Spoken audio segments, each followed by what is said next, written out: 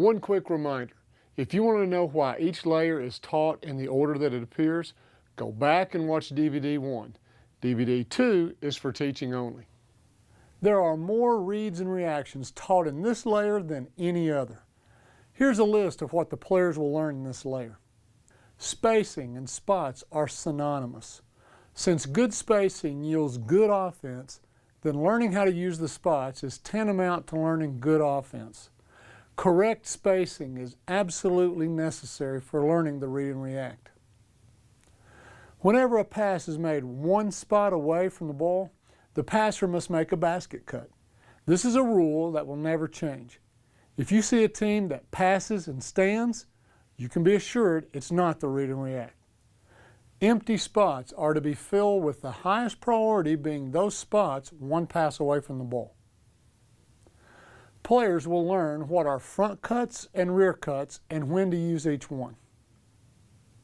Players will learn what the read line is all about and how to use it. I'm going to teach this layer the same way I would teach it to the players. First, the big picture and then the details. I'll get the big picture going with a simple give and go, fill the hole, 5-player drill. There are 2 reactions that need to be automatic. 1, if you pass the ball one spot away, then you must basket cut. That is, you must touch the spot underneath the basket. 2, if the spot above you in the direction of the ball is empty, then you must fill it. If this happens, the cutter will always have an empty spot to fill out to. First, let's learn it from corner to corner. The corner cut looks awkward because the only open spot after the cut is back where he or she came from. This doesn't happen when you're playing 4 out or 3 out, and even with 5 out, it's going to eventually be solved with other options. But for now, we just live with it. Now let's pass and cut randomly.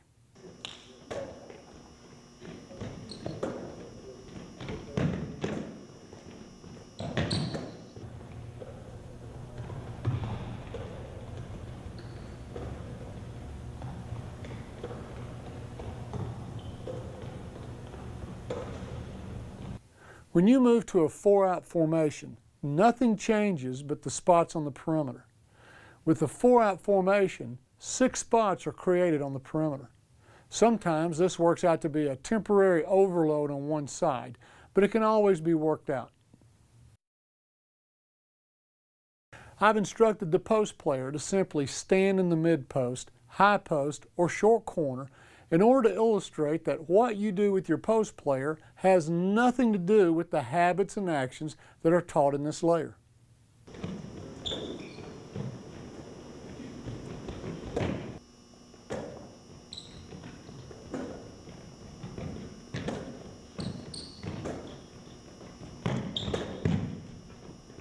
When you go to a 3-out, 2-in formation, the perimeter spots change back to the same 5 spots that are used in the 5-out formation.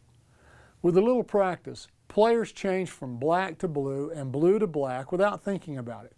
However, sometimes in training they have to be reminded, and I simply yell out the color of the spots that they should be using. The next read in this layer might be the overall most important aspect of any of the passing and cutting actions in the read and react offense. Here it is. For most teams at any level, the 3-point line is our read line for an automatic basket cut, or backdoor, rear cut, whatever you want to call it. The habit that must be automated is this. If you are one spot or one pass away from the ball, and your defender has even 1 foot over the read line, you must basket cut. There's no signal, you just cut. This serves several purposes. The first one is we must have a counter for defensive pressure on the perimeter. When the defense is over the read line, the odds are stacked in favor of the offense. Consider that this is a foot race to the rim from the 3-point line and that both players are equal in speed and quickness. The offense is facing the goal and the defense has its back to the goal. Who's going to win? All things being equal, the offense will win every time. The second purpose of this automatic backdoor is if you don't cut and you allow the defense to deny you the ball, you effectively shut down the offense on your side of the floor. You've cut the ball handler's options in half. But consider what happens when you do cut. Even if you don't get the ball, you vacate a spot on the floor that another teammate's going to fill. There's a much better chance that a teammate moving toward the ball and shortening the distance is going to be open than someone who is standing still. And here's the third benefit. If the defense decides to deny this teammate who is filling the empty spot, we have a situation that's much tougher on the defense, and this is how we drill it.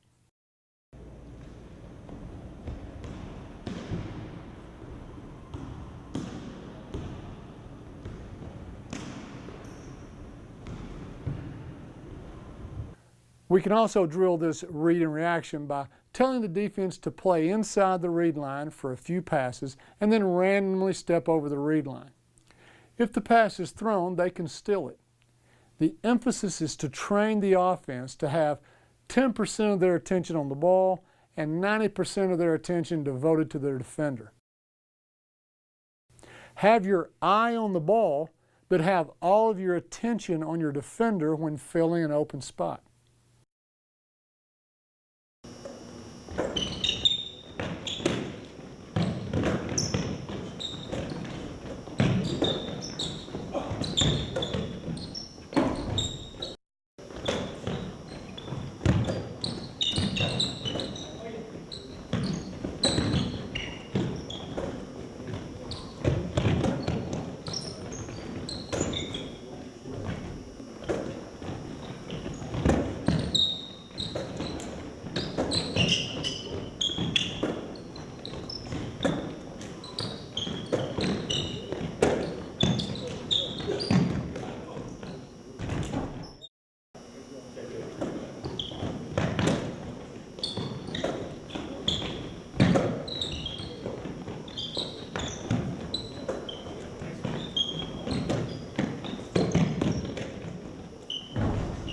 My favorite test for this layer is actually a live version of this drill. Give the defense points for every deflection or steal they get. Give the offense points for every layup that's made. Play to a specific score or play against time. That's up to you. You might have to skew the points toward the defense in order to make them go after the steals and deflections. Something like give the offense 1 point for layups and the defense 3 points for a deflection or a steal. No dribbles are allowed unless it's needed to complete a layup.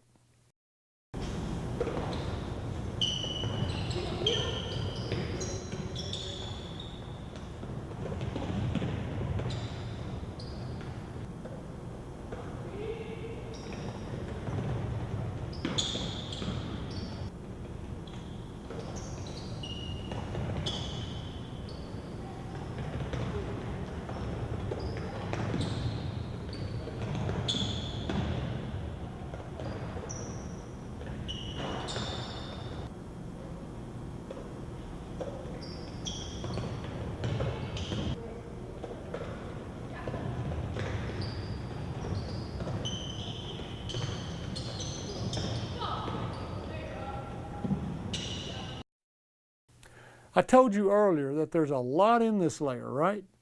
Consider for a moment that passing and cutting initiates a double attack.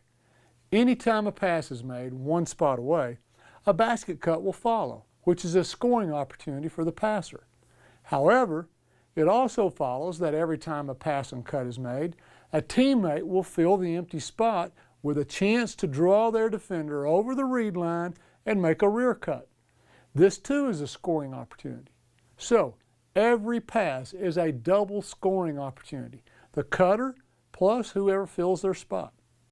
This layer puts a lot of pressure on the rim. In other words, the defense must guard north-south every time a pass is made. If you look at the entire action of the team, the defense must guard north-south, east-west, and must constantly change from ball side, 1 pass away positions to weak side helping positions. By the way, the moment you implement this layer, you have the best ever shell offense for training your defense. You'll never have to teach a separate drill for training your defense. And the moment you go live in this layer, the defense must guard honestly every moment because there's no pattern and there's a threat to score on every pass, cut, and fill. When you pass and cut, I've got to fill this spot, right? And many coaches will teach their guys to V-cut to get in there, okay? Go ahead, pass and cut. Example, traditionally they'll say, look, get in here, get some contact, and make a V-cut to get to the ball, right? Well, the reason that I don't do that is I don't really want the ball right there. I want you to come over the read line so that I can rear cut and shoot a layup. I'd rather be going that way. So I'm going to fill this empty spot in an arc. And let's do this slow motion. I'm basically saying as we go, hey, look, I'm headed there. Can you see this? Please step over that line so that I can rear cut and get the ball. Okay? So switch with me. Switch with me. So I'm inside the read line right now, and you go to fill. I can see this, and I'm going to shoot that gap. That's right.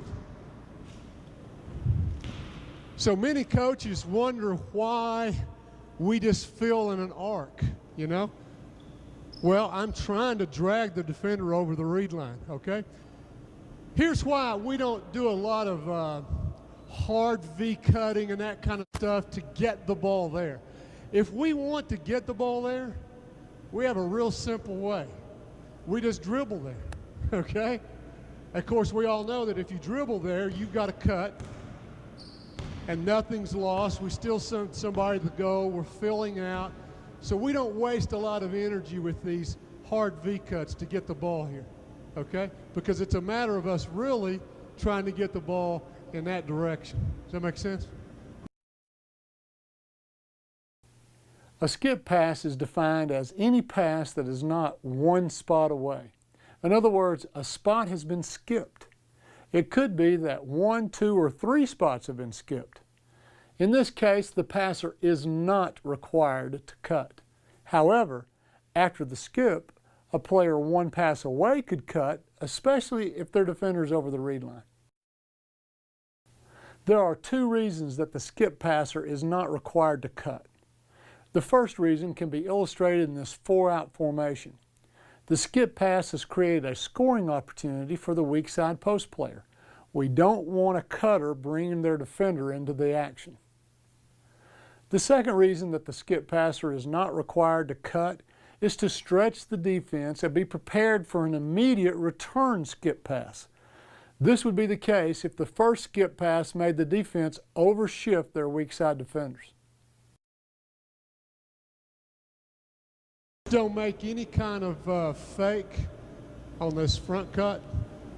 If I don't jump to deny, you're just going to front cut me without a fake, okay? Go ahead. Yeah. Just like that. Excellent. Good. If the defense jumps to denial position, then make a rear cut. Again, make no fakes, just cut. Go ahead. And it's just like that. Great. Give me one more. Give this one a bounce pass. Okay? Good. Good. Just like that. Excellent.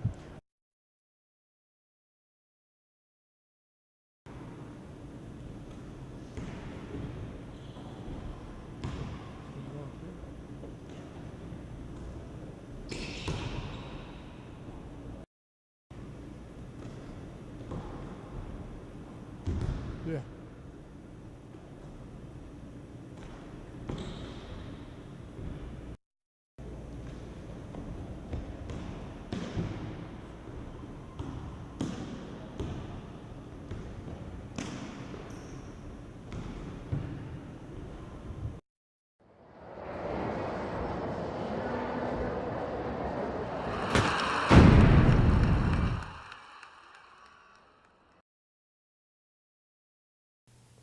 In the first layer, we already established the habit, actually the rule, that if you pass 1 spot away, then you must basket cut.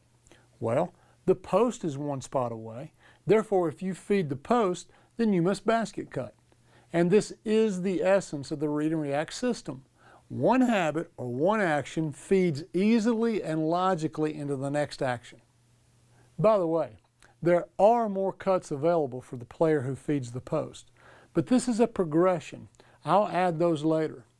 Adding the post-feed basket cuts at this point allows a team to immediately pass and cut in all three formations. And it's so easy that for some teams, you can teach layer 1 and layer 2 at the same time. When you're feeding the post from the wing, you'll either cut below the post, called Laker cut low, or you'll cut above the post, called Laker cut high. But it doesn't matter where the post is located. If you feed the post, you must cut. It's that simple. Don't complicate it. Here are the two north-south cuts after a guard feeds the high post.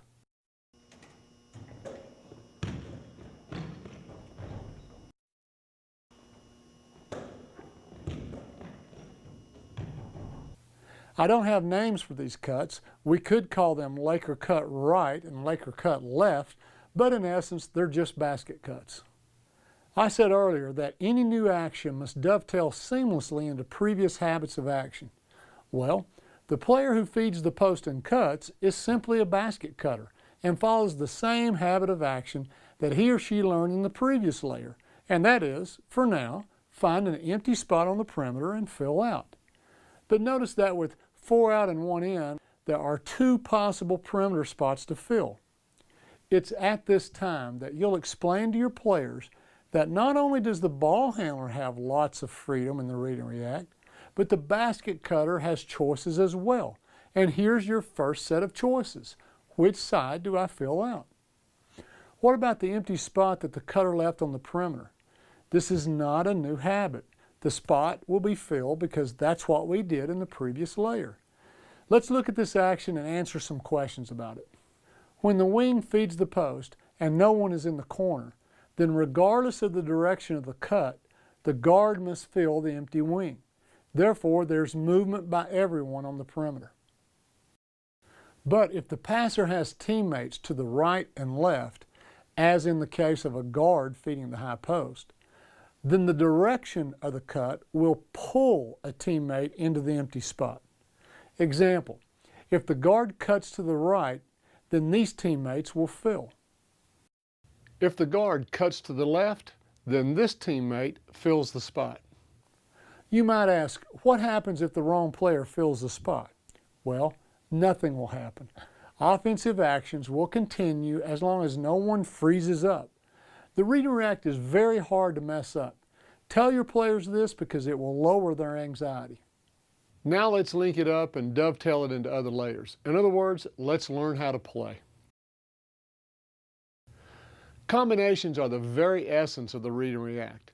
As long as this action, or this layer, begins and ends in familiar spots, it can be combined with previous layers in any order from any formation at the player's choosing. This is the actual teaching mechanism for training 5 players how to play together. Learn how to connect each layer one to another.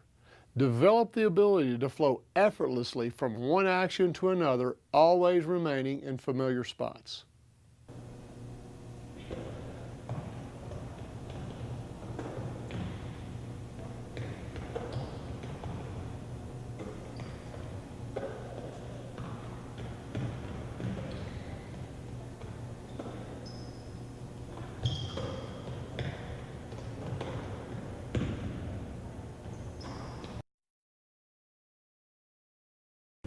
Whenever we feed the post for a Laker cut, if I pass to you and I make my Laker cut close to you, your man can guard both of us, okay?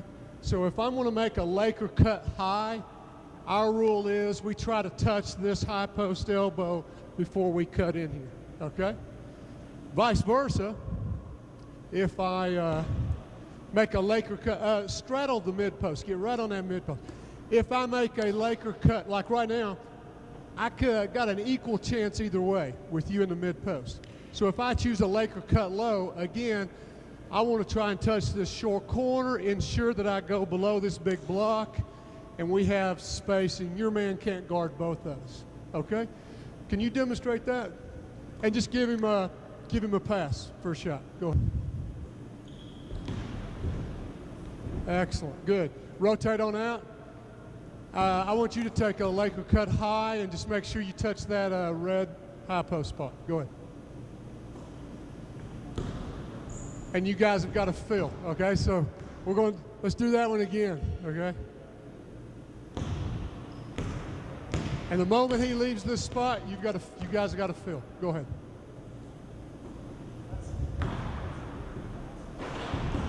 Great. Okay, let's throw back there. Now let's talk about the post player here, okay? I want you to pass in here and walk through a Laker cut high, okay? The reason that we don't want you to pass in the air here is just because, yeah, most post guys are up here, right? And I'm going to deflect these, okay?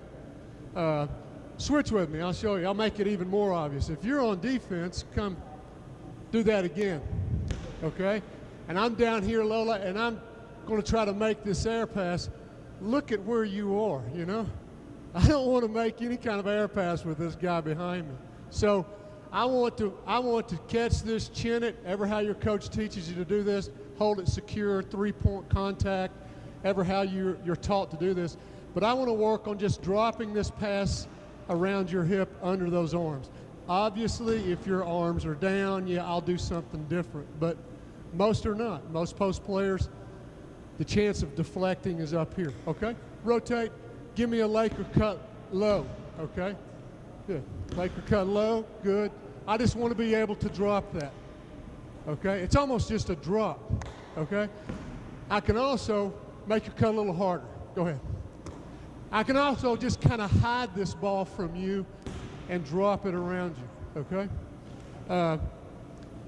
The next thing that I want to work on as a post player in passing here is to work on a wraparound pass, okay? Because he's a smart defender. Come on up on me a little bit. He's a smart defender. Go ahead, slow motion. If I just show him a little, that's not going to be open. But if I can wrap it late, I stand a good chance of getting it. Okay, go ahead, rotate out. Many times your defender will guard you tough from there to there or from there to there. But they'll ease up when you get in the lane, okay? And so I want to be able to wrap this around my, my defender and get you late, okay? You want to try that? Get him late, all right? Yeah, wrap around. Yeah, so right, good. Do it again, and hey, show me a little ball to his side so I move to, and then, does that make sense? Yeah, go ahead, good. Yes, and you get him late, okay?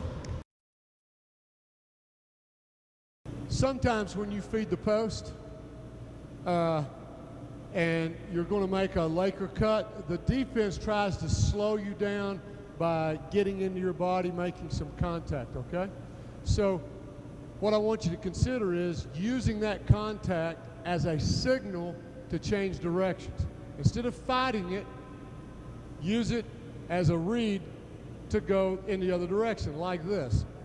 Feed the post, start a Laker cut high, I get into you, right. Leave it and go Laker cut low, okay? You know, I would think, especially at you guys' level, this would happen quite a bit. You know, especially if you're quicker than me, I do want to get into your body a little bit and make it a little more even ground for me, okay? So try Laker cut low, you know? Boom, I get into you, right. And that's one of the freedom of the read and react allows you to choose either one so you don't have to make that battle, okay? There are 4 possible cuts for the player that feeds the post.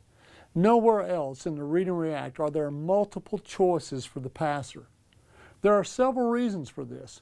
My first being to encourage a player to feed the post. If you feed the post, then you have more options than you would if you simply pass to someone on the perimeter. These 4 cuts are made up of 2 north-south cuts and 2 east-west cuts. The east-west cuts are introduced later. The 2 north-south cuts are so closely related to passing on the perimeter that you could introduce them in layer 1 and practice them at virtually the same time.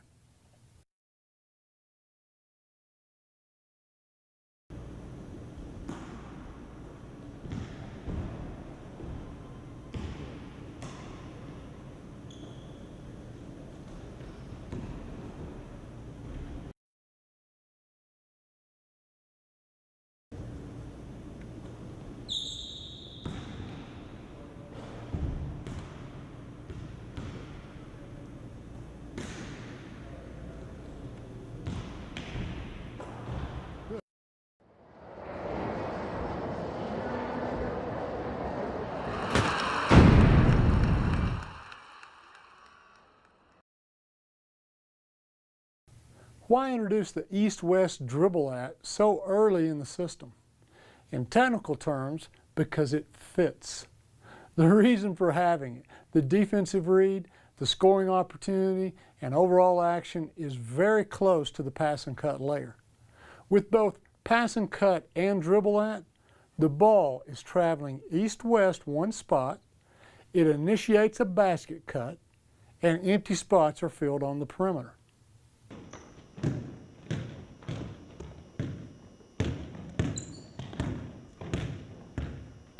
Here's how it came about. Remember the read line rule from the very first layer? If you're 1 pass away and your defender is over the read line, then you're supposed to basket cut. That's easy enough, but sometimes this player doesn't see it. But the ball handler sees it and needs to force it. And so the dribble at was born. If you dribble at a teammate on the perimeter, that teammate must basket cut. No choice, no signals, no options, just cut. It's as if that player just passed the ball. They must cut to the basket. Now, originally I called it the speed dribble, but I soon found that it was a bad name for this action. Some coaches thought the dribble had to be intentional to force the basket cut. That's not true. It could be intentional or incidental.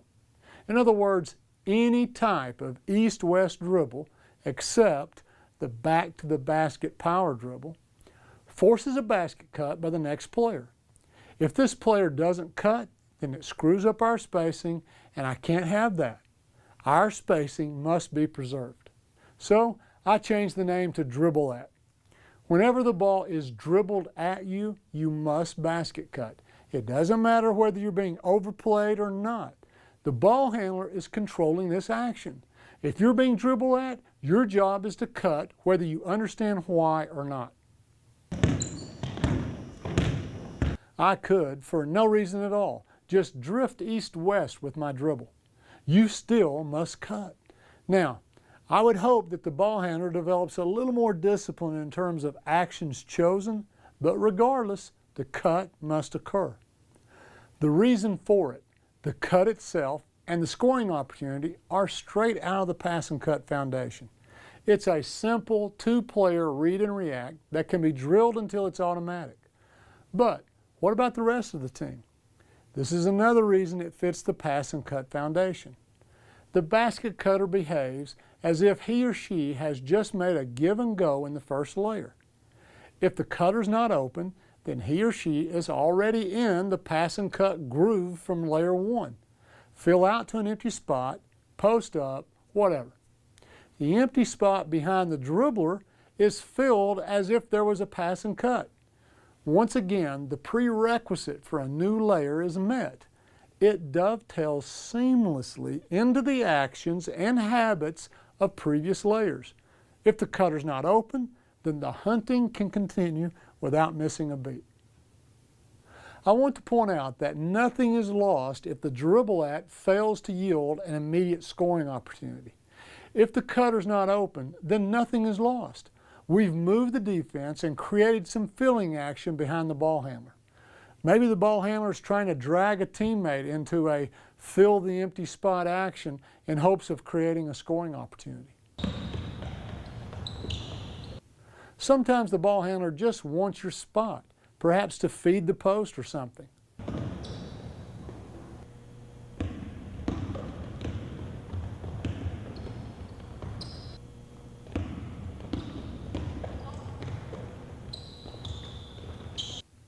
Sometimes it's easier to see than describe. Let's look at the overall action so that you can see who cuts, who does not, and who fills the empty spots.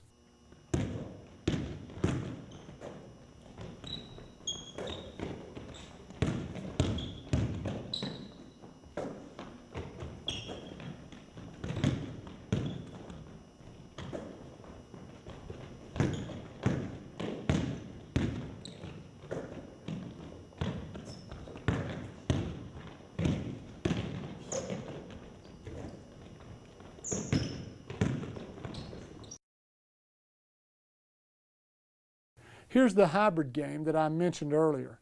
The defense gets points for deflections and steals. The offense can use pass and cut plus the dribble at to score on layups only. The offense cannot drive to the goal.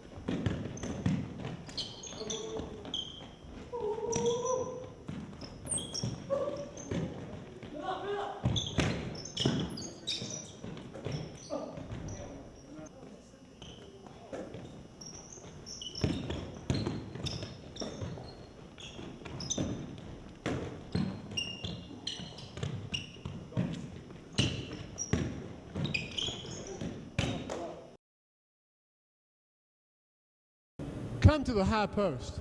This is a detail that is, you don't see it much, and I'll tell you why. But I want to address it, okay? If I have a defender here and I decide to drive right, I'm going to be driving straight into you, right? Now, first of all, I would question the wisdom of driving here. You know, I mean, you're in the way, and so is your defender. To me, seeing you there says, don't drive. Don't drive that way. Here's open space, take this, right? But it happens. So, what do we do? What do you do if a player does drive and he drives at you? Look, I know what you do. If I dribble at you, you basket cut, right? Well, this applies to the post, high post as well. If I dribble at you, you basket cut, and then fill out to a short corner. Yeah, okay? And I'll show you why, okay? Now, if I drive right, we've got a circle move, one spot to the right, correct? All right, let's go, here we go. So I drive at you. See, there's a chance early that I could get you, and there's also a chance late. Okay, this is a little flat. I'm going to let you do it in just a second. Let's do this again. There is a chance right there that you're open, okay? There's also a chance late, but the main thing is this. Come here. I want you to do that and go all the way to the hole. You guys ready? Go ahead.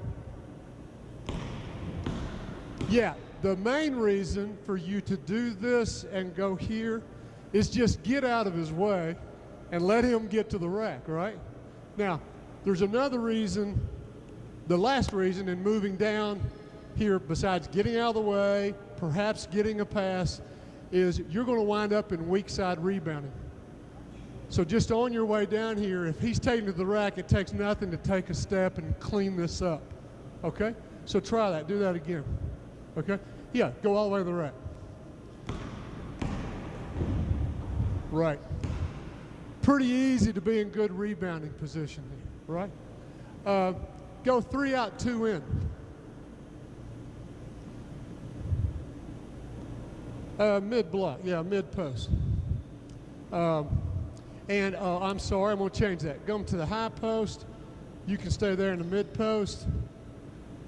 And this is another detail, another weird situation, okay?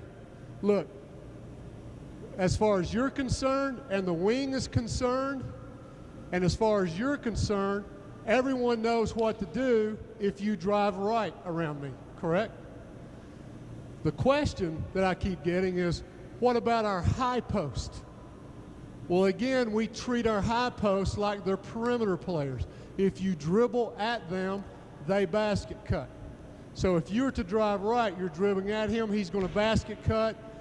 And again, you might get it there, and if you don't, you're going to step to short corner and give him space to get to the basket. Okay? Does that make sense? Yeah, you'll step to short corner the moment that's our basic post slide, right? If he drives in above you, okay? So first time, let's make it all the way to the rack. You ready? Go. Boom. Right. Very good. Okay? Do that one again, and let me show you what happens many times. I'm defending the post. Go ahead, you drive, and that happens. There's that freeze of, I got to help, I got to stop, and you've rear-cutted me, okay? Even if it's a split second, you've got a half a step on me.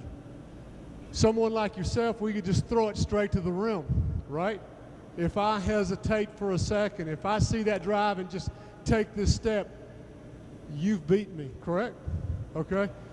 If I go with him, let's go, do this, go. If I go with him, it's playground ball, you know?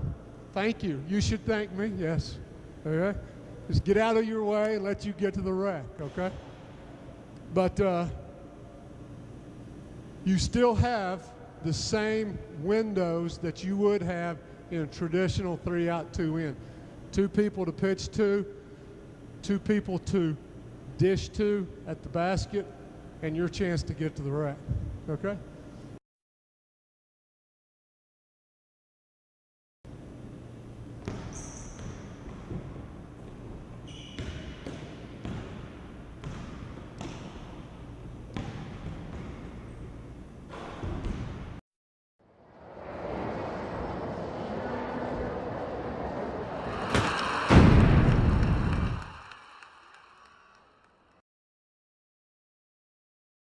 Whenever the ball drives to the rim, what I refer to as north-south dribble penetration, everyone on the perimeter must move to the next spot in the direction of the drive. In other words, if the ball handler drives right, then everyone's circle moves to the next spot on their right.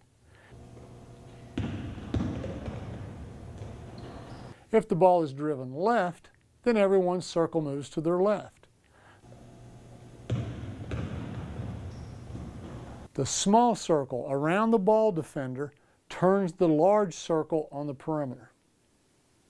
Each player on the perimeter only needs to be concerned with reading the ball. They don't need to worry about the big picture or the movement of their teammates. The system will take care of that. It's a simple situation of 4 separate 2-player reads and reactions.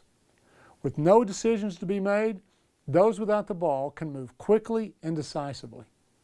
Repetition and practice will increase their reaction time and ability to anticipate the driving motions of their teammates.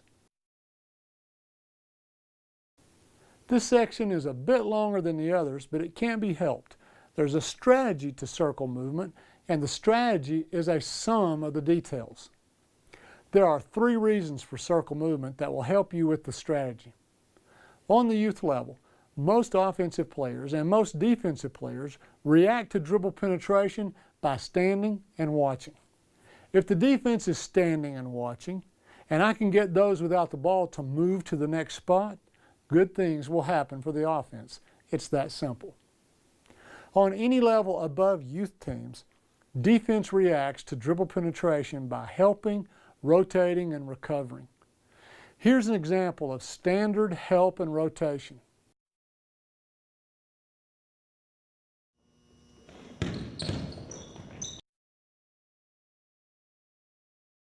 In other words, if the penetrator drives left, then help and rotation moves in a right circular motion. Circle movement is going to send all players without the ball in the opposite direction that defense is trained to help and rotate. Will this always yield a scoring opportunity? No, nothing always works in basketball.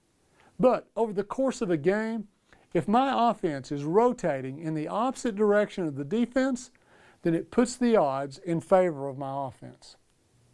The third reason for circle movement is to simplify the ball handler's decisions when he or she drives. Simple decisions not only speed up reaction time, but they allow the offense to be decisive and aggressive.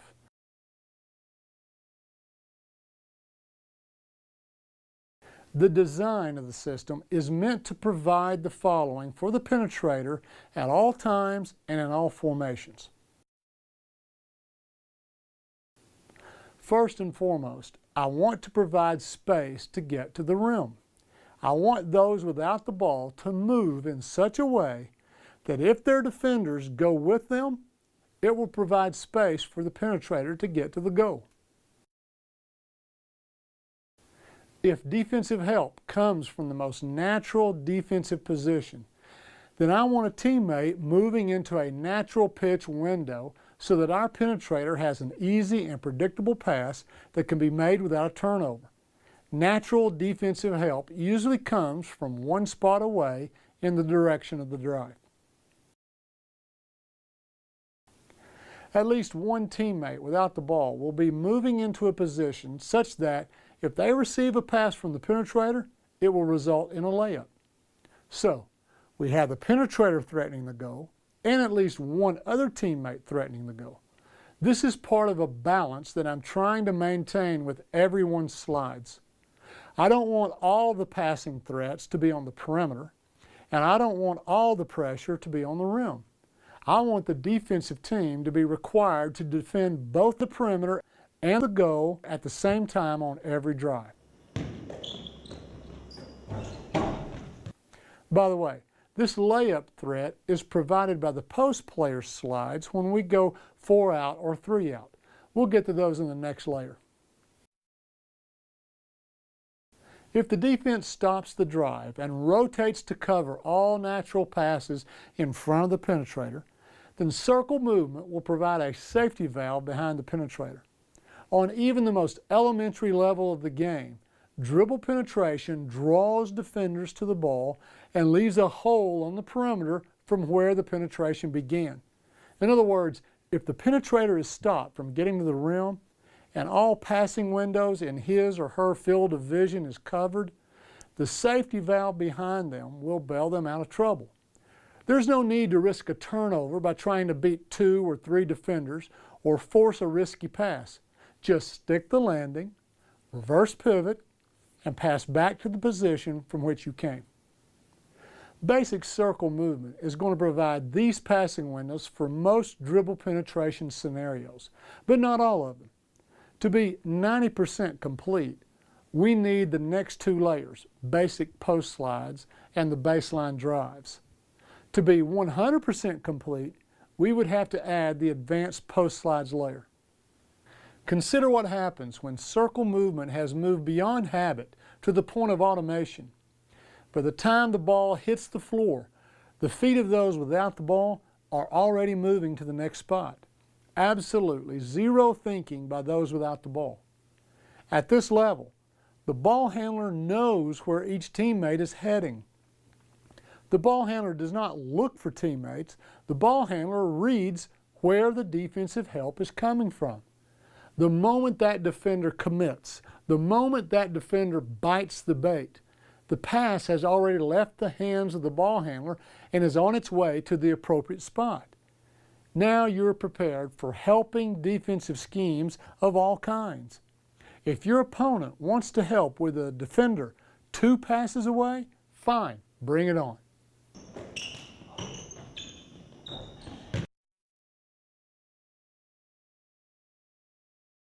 Let's run through all the options that basic perimeter circle movement provides for the penetrator.